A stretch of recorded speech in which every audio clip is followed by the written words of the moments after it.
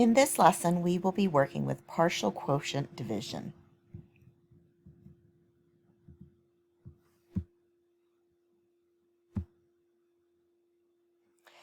Using partial quotients is a division algorithm that lets you choose which numbers to use as factors when you divide.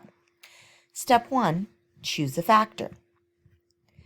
Since we are dividing by 8, I'm going to look for multiples of 8 that get me close to our dividend.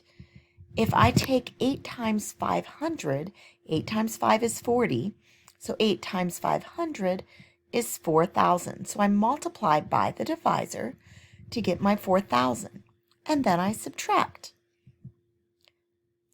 5,856 minus 4,000 is 1,856. Then I start over by choosing a new factor. Well, 8 times 200 gets me close to 1,856. When I multiply by the divisor, I get 1,600. Then I subtract 1,856 minus 1,600 is 256. Then I start over with choosing a new factor. I need to get 8 times something that gets me close to 256. 8 times 30, because 8 times 3 is 24, which is close to that 25. So when I multiply by the divisor, I get 240. Then I subtract again, and it gives me 16.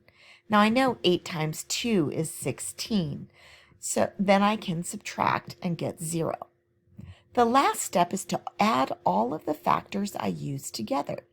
So 500 plus 200 plus 30 plus 2 gives me the quotient of 732.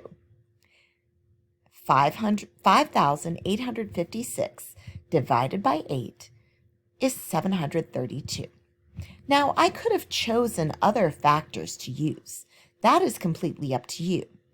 The smaller factors that you choose, the more steps it will take you to get to that 0. You can also use compatible numbers with partial quotients to divide. So when I look at 164, I'm looking for multiples of 2 that can add together to get me 164. Well, this is an easy one for me because I will just do 160 plus 4. When I divide 160 by 2, that is 80, and 4 divided by 2 is 2. 80 plus 2 is 82. So 164 divided by 2 is 82.